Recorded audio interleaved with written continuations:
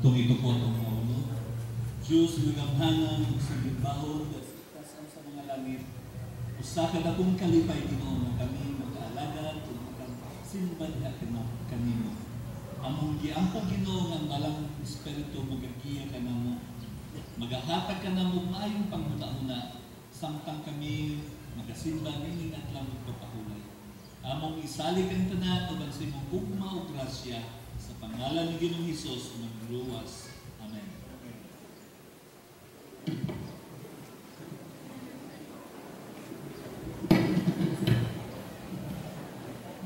Mga kaigsunan, kung kinsa kadto nay mga suliran sa ilang kinabuhi nga gusto idala diha sa pag-ampo among ginahangyo sa pagtindog o pag-anhi diri sa tubangan alang sa atong pinasahig nga pag-ampo nga pag-ampuan sa atong presidente Elder Delvin Mama.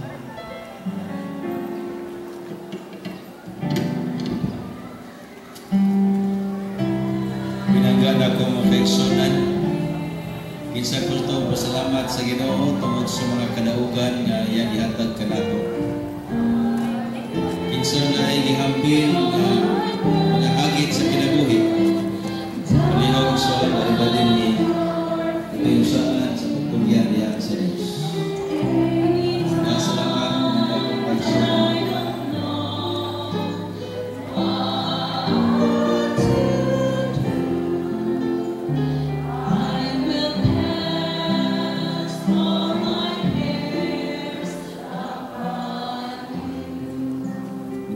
Igsoon sa dili pa ko magampo.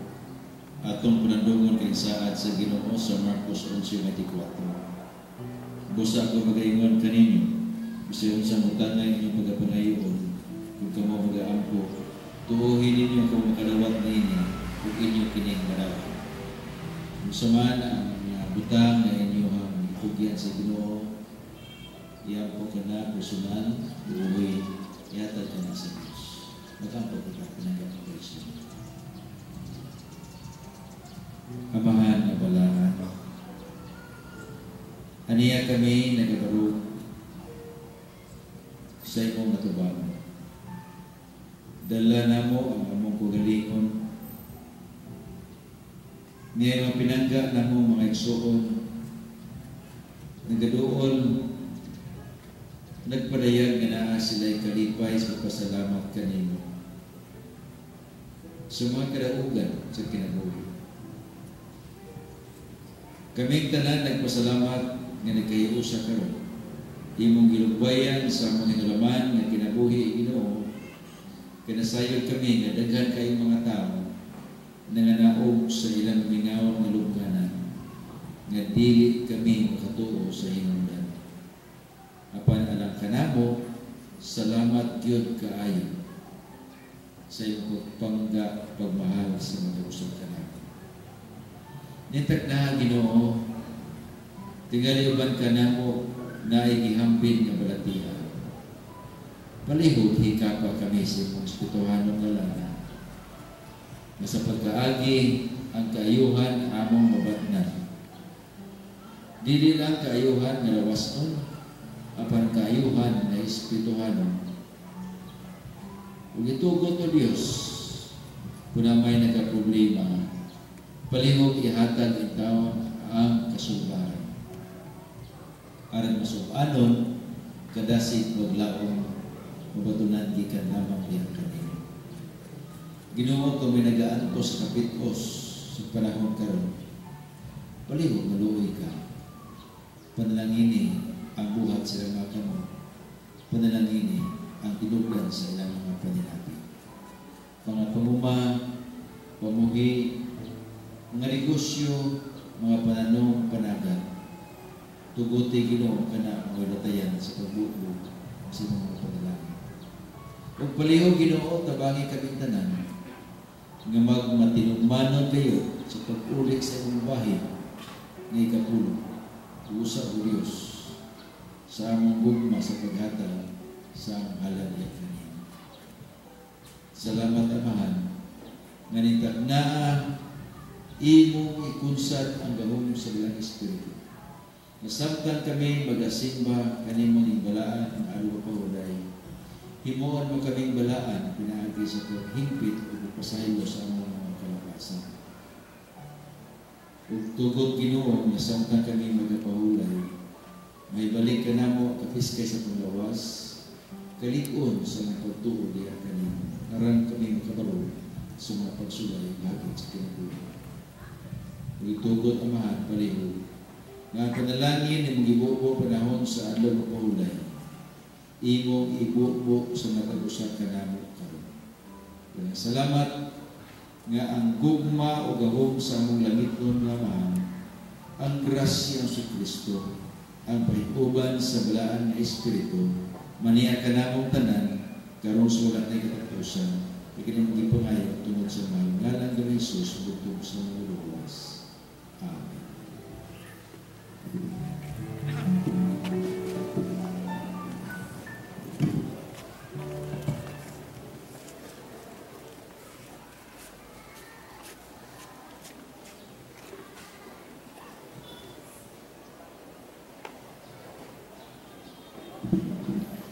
Sa dili pa ang atong mga diakono, magaservisyo ka nato ini adlaw nga ipapahulay.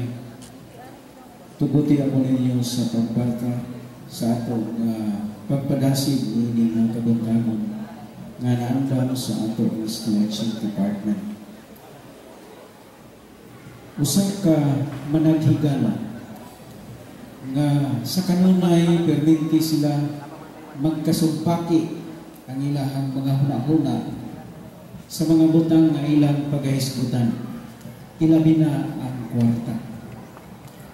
Ug usa kay gayon ni ana ang iyahang amigo miduol ngadto kaniya og mingo nga aduna ako'y natigong nga kwarta. Kanang mao nga kwarta mao kanang akong napunitan diha sa dalan, sobra sa ako nga mga pagpamalit so mga kaigsuonan, mao kana siya ang sinsilyo. So iyang natigong ugo niya ubay-ubay na inon siya sa iyang higala nga ang akong problema karon kung unsaon ako nga mawala kining kwarta sa ako nga posisyon. So ingon ang iyang nga barkada, so imo na bang gihatag sa imuhang mga kabataan? Ingon siya, akong gisulayan og hatag apan dili dawaton sa akong mga kabataan tungod kay lagi dili makapalit og dagko nga mga butang. Ingon niya, ipalit og mga imuhang ganahan nga gamitonon. Ingon siya, dili gihapon kaigo, dili gyud pwede. So ingon ang iyang nga barkada na ako'y lugar na pwede di mo dalaon. Dalaan ka na sa simbahan. Ugo niya dito sa simbahan, dili gayon ka na palibaran. So ang gihimo sa maong nga barkada, iyang gidala ang mga sinsilyo dito sa simbahan. Unya pagkahuman, nagkita sila usap, ningon ang iyang barkada, kumusta man? Imo na bang gidala ang imuhang nga sinsilyo?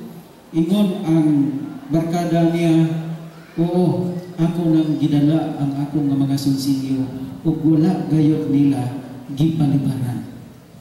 Mga kaigsunan, mga kapaglao, ang ato nga paghatag sa ato nga mga ikapulo o promisa nga mga halad, maura ba kana ang sinsilyo o salin sa ato nga mga salapi, sa ato nga mga income.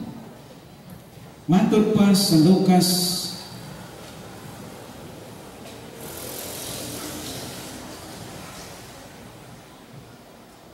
Kapitulo 6, versikulo 38.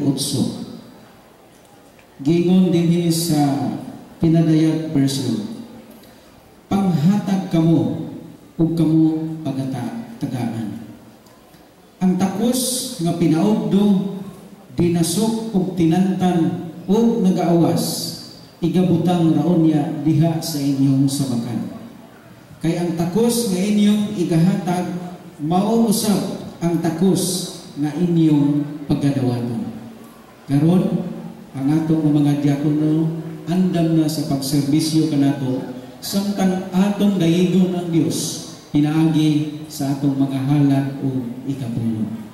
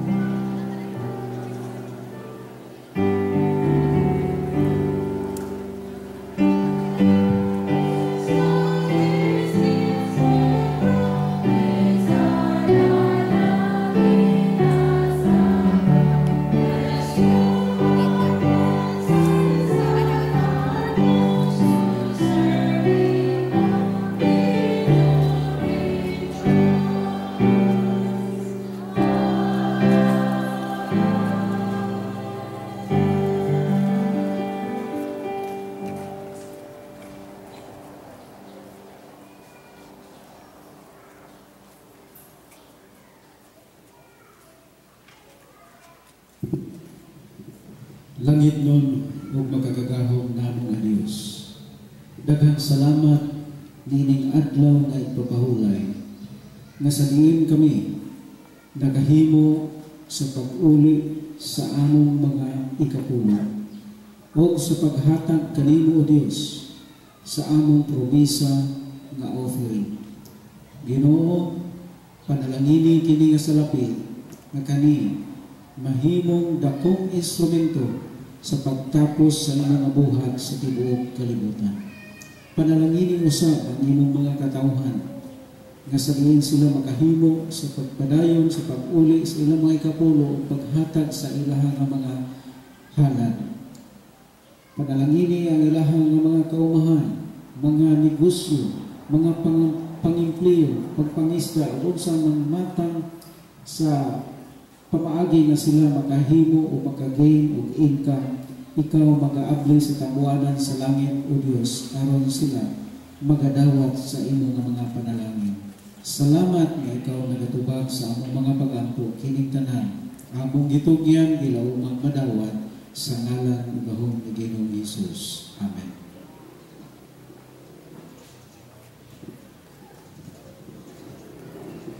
Padayon kita sa pagtindog maigsuon o atong basahon ang dugukan sa atong mensahe karon nga kadtuhon. Kung nako mga Biblia dinha atong ablihan ang Lamentations 3 verses 22 and 23. Tungod sa mga mahigugmaong kalulot ni Jehovah, kita wala mga laglag, kayang iyang mga kaluoy walay paghubas. Sila ginabag-o sa matag buntag, dako ang imong pagkamatinud-ano.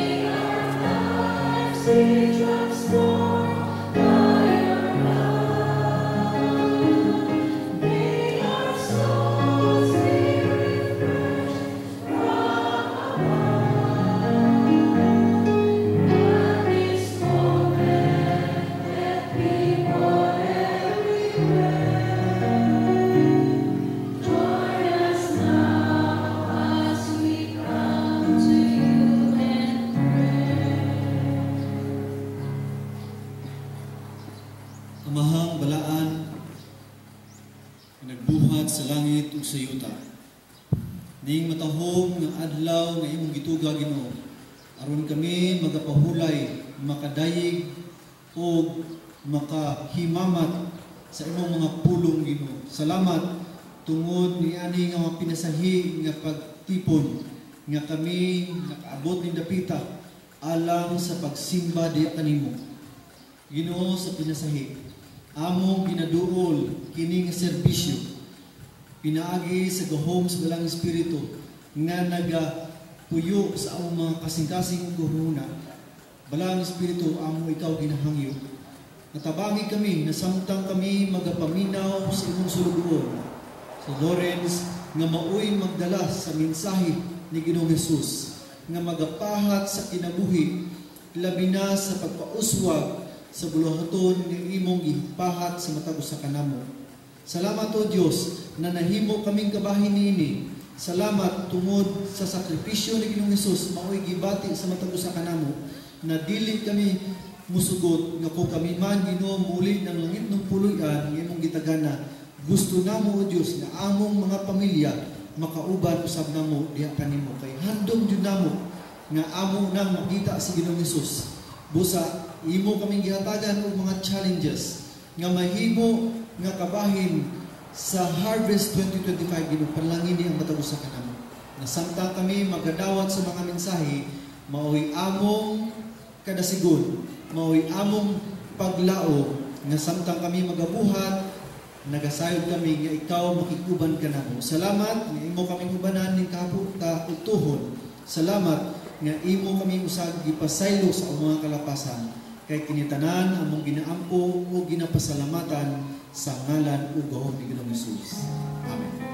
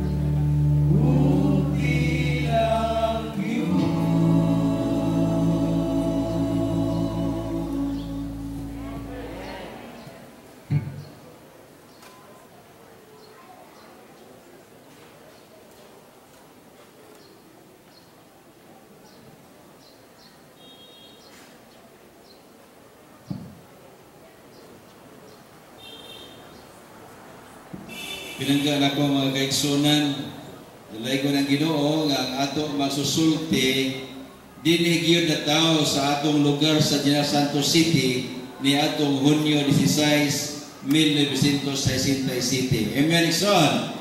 Taga-dinig sa tuwa ng atong misyon ng atong magsusulti karon. Nagatunga sa Davao Elementary School, sa tuwang Iglesia ng Tulunghaan, o yahang high school dito sa SPAC nga karon, kaniya ito gitawag Southern Mindanao Mission Academy. O niya makaigsunan sa Mountain View College, siyang kurso Bachelor of Science in Business Administration, major in Accounting, o naasay Master in Business Administration. Nasulod siya sa buhat, pinangga kong kaigsunan, niadtong tuig 1992, nagsugod siya pagka church auditor, accountant, assistant treasurer, and finally, gitawag siya sa Ginoo, isip tresurero sa Davao Mission. Amen, Ikson.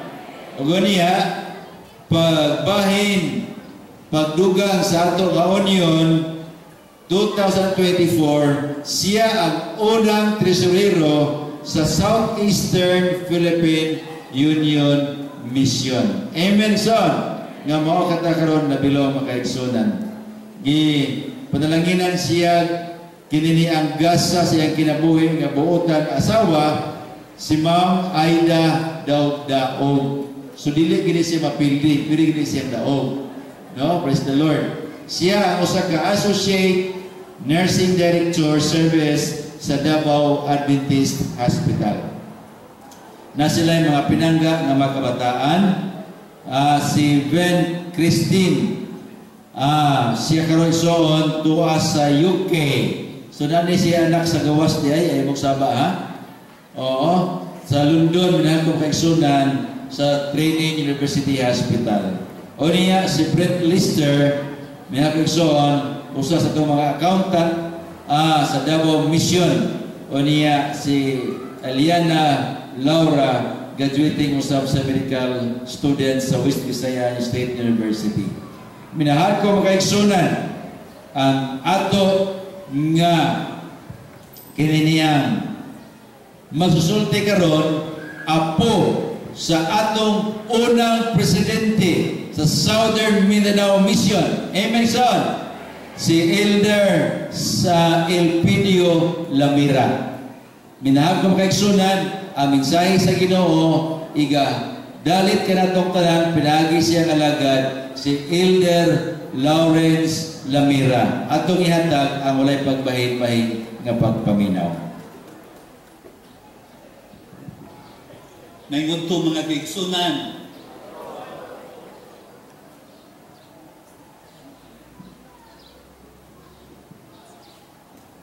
nagpasalamat ko sa mensahe sa awit ug nagpasalamat ko sa introduction sa inyong presidente ug wala na ako damhang mga kaigsunan nga diri day ko ma-assign karong adlaw papahulay. Nagtuo ko nga dito rin ko sa Davao, pero siguro ang Ginoo na ay plano sa tagsa-tagsa ka mga kaugalingon ngano wala na to damha makaadto ka sa mga lugar nga wala na to damha o makaalagad o makaserbisyo diha sa Ginoo. Nining adlaw kapahulay mga kaigsunan, sukad-sukad sa akong kinabuhi, ikaduha pa nako ani-aning highway ha. Siguro atong panahon na murag nagsuroy-suroy lang mi sa akong pamilya, nangitag sa makalulinghayaw tungod kay gwapo mo mga beach dinhi ug ang karon usa ka gayud kada kong kalipay nga mahimamat mo na akong tanan. No, gikan sa Balot Island na distrito, gikan sa Glan, gikan sa Malapatan o sa asa pa to ang isa? Gikan sa Marcos. Akong gipasalamatan mga kaigsunan ang inyong presensya. Usa ka dakong kalipay nga nakatapok ta dinhi pinagi sa gugma sa Ginoo. Kinsa may nalipay mga kaigsunan nga niya mo dinhi nga adlong papahulay. You say amen. God is good all the time. Karon lang ipapahulay mga kaigsunan, mao kini atong promotions sa Harvest 2025. No, siguro dinhi sa inyong mission sa Southern Mindanao Mission murag 5 o 4 may kapagbubuhat gikan sa Southeastern Philippine Union Mission nagbisita sa mga pila ninyo ka sector, most likely 11 nga nag-represent me tungod sa pagpadasig, tungod sa pag-promote sa Harvest 2025. Karong adlaw papahulay mga kaigsunan, malipayon kayo ta tungod kay makaalagad ta sa Ginoo. Kung dili ta makaalagad sa Ginoo mga kaigsunan, mao nay dakong challenge nato. Pero in spite of that, you came here with a purpose. Niya mo din kay naay purpose. Ang panahon nga inyong gi-google, ang panahon nga inyong gihaguan, no? Ang uban nagtabok pag-isla, ang uban naggasto sa pamilite para makaanhilang yun o para makaalaga diha sa Ginoo. Ang karungan lang ipapahulay, we will be presenting the Harvest 2025 kung unsaon nato mga kaigsunan kini nga malambuon. Ang focus niini is dili sa ato ang mga magbubuhat. Ang focus niini mga kaigsunan naa sa inyong matag iglesia. Atong nakita manggod sa tanang panahon, murag ang focus na sa atong mga laiko, na sa atong mga pastor nga maghimo o mga outreach. Apan karon niining Harvest 25 mga kaigsunan, kamo mo'y gitahasan for just another 6 months or 4 months sa pagpadagan niini nga programa. Karong kabuntagon mga kaigsunan, di ta magdugay kay 5 minutes to 12 naman di ay. No? 5 minutes to 12. Sa panahon, ganito pa ko sa tulungaan, murag nagkumon sa mga estudyante nga kung asa mo adto, ang kutsara na sa bulsa. Kung ang magwali during sa chapel period mga kaigsunan, dugay mawali, ingon pa nila, the first 30 minutes of the sermon focus on the heart of the listener. No, ang naminaw, mo'y maduklan adto. Pero ang the next 30 minutes, ang kutsara na mo'y maningog. No, tuktukon na kay undan na diya kay nalampas na ang imong wali. Karong kabuntagon mga kaigsunan, karon lang ipapahulay, dili ta magdugay. Because we have a purpose. No, ang purpose nato mga kaigsunan, ang promotion sa Harvest 2025. Kung nakuha na nato ning Harvest 2025 na promotion mga kaigsunan, dili na ta magdugay, dili na ta maglangan, mangulit na ta. Pero usa kini kadakong challenge sa iglesia kay nga naman di ata dinhi para sa pagbuhat sa buluhaton sa Ginoo. Karong adlaw pahulay mga kaigsunan, ang teksto natong pagadugukan makita sa Lamentation chapter 3 verse 22 to 23. Nagiingon, the steadfast love of the Lord never ceases. His mercy never come to an end. They are new every morning. Great is your faithfulness. Kung sa Cebuano pa mga kaigsunan, ang matinud-anong gugma sa Ginoo dili gayud maputol. Ang iyang mga kaluoy dili gayud matapos. Sila bag-o matag buntag, dako ang imong pagkamatinud-anon. Ang atong pagkamatinud-anon di ay mga kaigsunan tungod sa atong hugot nga pagtuo, magmauswagon kita maduol sa buluhaton ni Kristo ug kita makakonect sa kinabuhi ni Kristo. Atong ito po atong mga ulo, Diyos nga gamhanan kami magatuon sa imong pulong. Among ipangayo uban sa balang Espiritu nga malamdagan nimo kami. Dagan kami mga panguna-una nga dili mao, pero among ipangayo Ginoo nga kami magatutok niini o kami makalingkod niini nga kami nga matawag nimo mga pinili diha sa imong tiilan ug aron maandar kami sa ikaduhang pagbalik. Amo kini pasalamatan ng tanan uban sa imong gugma ug kaluoy sa kapasayloan sa among mga sala sa pangalan ni Hesus ang magluluwas. Amen. Karong kabuntagon mga kaigsunan, ang ato ang teksto nagapangita og saad, nagapangita og lamdag tungod kay kita naa sa kangit-ngit. God's unfailing love and compassion. Tungod sa teksto mga kaigsunan, mao kanay magpabangon sa atoa. Kung atong tan-aw no, sa Binisaya nga para magtuon nato, mahanay nato sa pagsabot, nagaingon diha, ang iyang kaluoy dili kayon matapos. Sabi ninyo mga kaigsunan, kung ang atong mga ginikanan labi na sa mga batanon pata, kung mapuno sa atoa, muna ginaingon, dila ray walay labhag ang bakos ng piti-piti, di ba? Pero ang Ginoo mga kaigsunan, nagpermanente o ginabago na niya matag adlaw sa iyang sa pagkinabuhi nato diha. Because of the Lord's great love, we are not consumed, for His compassion never fail. They are new every morning. Pero at lang ipapahulay mga kaigsunan, makita ba ninyo, mabasa ninyo? Di atalini because we have a purpose. And what is our purpose? One of the main purpose that we have is we have the mission statement. Ang sabi ng mission statement nato mga kaigsunan? Ang mission statement nato, it is a collaborated conclusion effort na makita sa Matthew Kapitulo 28, 18 nga to sa 20, Buhat Kapitulo 1 nga to sa 8, o Revelations chapter 14 verse 6 to 12. Nagaingon, make disciples of Jesus Christ who live as His loving witnesses and proclaim to all people the everlasting gospel of the three angels' message. Ang purpose na nato nga nuni atin din nining adlaw, ining adlaw ni papahulay, ngano wala ta sa atong mga negosyo, ngano wala ta sa ato ang mga trabaho, tungod sa usa ka rason di mga kaigsunan, kita nag-andam no sa everlasting gospel, ang mensahe sa Ginoo aron ang tanang kalibutan maandam sa iyahang pagpalig. Soul winning is our endeavor of a great total membership involvement. Ang pagdaog o kamiling ka lang mga kaigsunan, mao ka ng usa ka rason nga ano di ato dinhi, nga ano magpadasig ta, magpadasigay ta sa tungtag sa tagsa ng mga kaugalingon. Wala pa mo nahibalo mga kaigsunan nga sa South Eastern Philippine Union Mission, no? Kung atong tanawon a short history, sa naobserbahan ninyo mga kaigsunan ng ato ang union is naa sa Cagayan sa una, South Philippine Union Conference.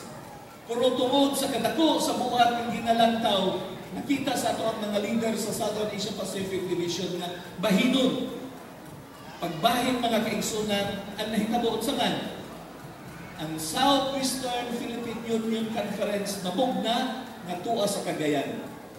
Ang South Eastern Philippine Union Mission nabugna nga asan man karon naa sa Davao City. Kung pumuntahan mo asa man nadapit, asa man ang specific na lugar, sabi ninyo mga kaigsunan, naghulat na no? Kaya ang atong Southeastern Philippine Union Mission naala nag-office for the time being sa Adventist Davao Hospital. No, dito pa nag-opisina. Wala pa tayo mga building. Maayo ang Southern Mindanao Mission, kinana sila building. Pero atong bagong union, nagapangita pagbuilo aron makahimo ta og building. O nahibaluan ba ninyo mga kaigsunan nga naatay membro dinhi sa SAPUM nga 450,497, no? 450,497. Usa ka dakong pasalamatan mga kaigsunan nga tungod sa inyong buhat, hapit na tayo nga sa milyon dinhi sa Southeastern Philippine Union Mission. O nahibaluan ba po ninyo pilay ato ang iglesia? Based sa record sa ACMS that we have 1,100 church o naatay 1,054 companies. No? So all in all, 2,193 ka mga iglesia na nasakop sa Southeastern Philippine Union Mission. Ug tuod man mga kaigsunan, usa ka dakong kalipay tungod sa inyong pagsuporta, tungod sa inyong kadasig, no? Mao kini ang pasalamatan sa Southeastern Philippine Union Mission, labi na sa Southern Mindanao Mission. Sa kinatibukan sa 2024, nakabautismo kita og 42,794. Amen? Praise God mga kaigsunan at tungod sa inyong pagpaningkamot, nakabautismo kita. Pero ang usa ka dakong challenge sa mga kaigsunan sa dimension nako ganina, sa dimension ni Pastor Mama, nga importante mga kaigsunan ang nurturing. Ang pag-alalay sa ato ang mga bagong bautismuhan. Kung nakita ninyo ang eksperyensya sa kinabuhi sa pamilya ni Pastor Mama kanina, kung ang usa ka LA, ang usa ka comforter, ang usa ka laiko, walay pailog nga nagbalik-balik sa ilaha, bali isa ka tuig, makita ba nato si Pastor Mama karon? Sigurado mga kaigsunan, dili nato siya makita. Maunang kinahanglan, atong alalayan, atong ubanan, atong suportaran ang mga kaigsunan nato nga bagong nabautismuhan. So sa ato pa mga kaigsunan, usa ka na kong kalipay nga kita nagabuhat nga nakitay hapit na tuna sa milyon dinhi sa Southeastern Philippine Union Mission. Atong January, abi ninyo mga kaigsunan, ang Southeastern Philippine Union Mission naala may tulo ka mission nga nasakop. Ang Southern Mindanao Mission, ang Davao Mission, o ang Northern Davao Mission. Apan tungod sa kakusog sa buhat mga kaigsunan, sa pagsugod sa tuig 2024, ang Southern Mindanao Mission nabahin na po. Nahibalo ba mo ang nabahin ng inyong mission? Kasi wala kay balo. Nabahin na inyong mission mga kaigsunan. Kung sa may pangalan sa isa ninyo ka-mission na nabahin sa inyohan, ang pangalan mga kaigsunan, South Central Mindanao Mission. Kung asa man na siya nakabase, dito na nakabase sa Matala mga kaigsunan. So, ang Davao Mission, ang Southeastern Philippine Union, nahimo ng upat. Apan mga kaigsunan, nakita pa yun sa mga leader nato, nagdugagan pa yun. Nabugna na po ang Southeastern Caraga Mission. No? Ang Southeastern Caraga Mission, gibahin ang Northeastern Mindanao Mission na nasa Butuan. Ang Southeastern Caraga Mission, gisakop niya ang Surigao del Sur o Agusan del Sur. So, ang nahitabo mga kaigsunan, nahimo na ta, 5 ka mission nga nagalihaw karon. Ug tungod niya na ang kadasig, ang kaigman sa mga kaigsunan sa pagduso sa buhat na maoy pasalamatan sa ato mga leader sa Iglesia. Sa tibuok Southern Asia Pacific Division mga kaigsunan nga naglangkob og 14 ka nasod, no? Ang Southern Asia Pacific Division naglangkob og 14 ka nasod. Apil na diha ang Malaysia, Thailand, Singapore, Myanmar, Cambodia, Vietnam, sa panahon ba diha? Leste, Timor-Leste, Brunei, Indonesia na naara sa itong silingan. Ang nahitabo mga kaigsunan sa 14 ka nasod na inabugna na 11 ka mga union. Ug usa ka na kong kalipay mga kaigsunan nga kita naguna sa pag-ibanghilyo o labi na sa baptism mga kaigsunan. Nakabautismo kita og 42,794 ang tibuok Southeastern Philippine Union Mission. Praise God mga kaigsunan, sa pasalamatan nato ang Ginoo tungod sa binuhatan nga nahitabo. Ang Harvest 2025 dili mauswagon kung kitang tanan, dili matinumanon o dili masinundanon sa buhat sa Ginoo. Amen? Kung kita naglingkod lang, moingon ng atong pastor na mag-Bible study ta. Naglingkod na yung tagihapon. Na may mihitabuan na pag-abot sa hapon? Walay mihitabo. Abi ninyo mga kaigsunan, the power of obedience is po na siya pinaka-importante. Ang ato ang Southern Mindanao Mission pinaagi sa Harvest 2025 magmauswagon. Ug tuod man ni ana mga kaigsunan, we have the bold action, function of this church for this year through direct and indirect evangelism. Ug tungod niya na mga kaigsunan, naglangkob kini sa care group, no? Kinsa may mga membro care group dire.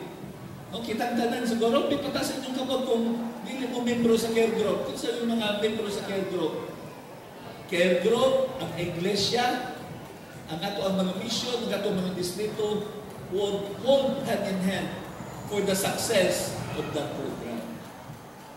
Karong kabuntagon mga kaigsunan, ay doon og maklaro ba diha? Na ako yung clippings, ipakita sa inyo, video clippings. Nga kung unsaon nato mahimo pagpauswag kining Harvest 2025 nato. So atong testingan kung mapwede ba o tan-aw ninyo mga kaigsunan.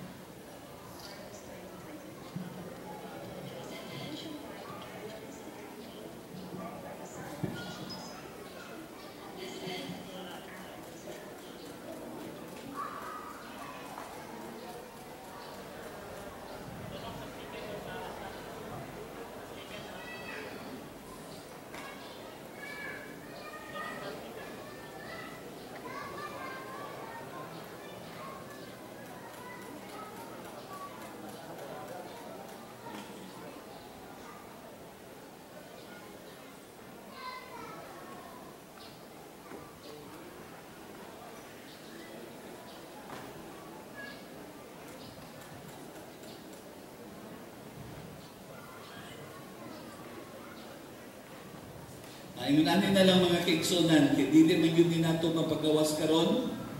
Ako na lang ni ihatag sa inyo ha, sa inyong mga pastor, nga ang purpose nato ani is naay detail nga pamaagi gikan sa tong Southern Asia Pacific Division kung unsaon nato pagpalabo.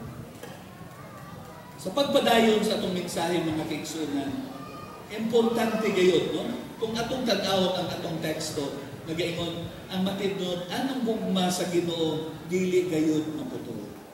Ang iyang mga kaluoy dili gayud matapos ug sila bag-ong makagbuntag dako ang pagkamatindon.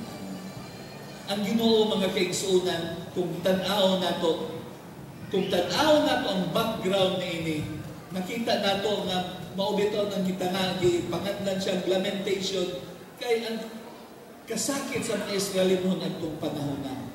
Apan nakita nila atong panahon na sila mga wala na gayon unta. Kaya naman nahimo silang captive, nahimo silang mulipod, pero ang Ginoo nagauban kanila. Ang gugma sa Ginoo mo'y nagahatag og dakong paglantaw nga naapay ugma sa ilaha. Mo nang giingon si propeta Jeremias nagaingon nga usa kini kagul-anan, no? Sa panahon nga nakuha sila sa Babylonia, mao katong panahon na nga ang kaguol. Makita silang tagsa-tagsa ng mga kaugalingon. O kung sa may nahitabo mga kaigsunan, sa ilang pagpalingkamot, there is a daily transformation of faith and true obedience. Tungod kay nagkaguol sila, nausab ang ilang panagway tungod kay naa sila sa Ginoo. Ang ikaduha mga kaigsunan, God wants them to upgrade their lives. Ang ilang dili maong kinabuhi mga kaigsunan, gitabanan sa Ginoo ug sila nahimong maabtikon diha sa tubangan sa Ginoo. With the start of a new year and a new decade, pinaka-importante na mga kaigsunan ng atong tagsa-tagsa ka mga kaugalingon mabago po di ay.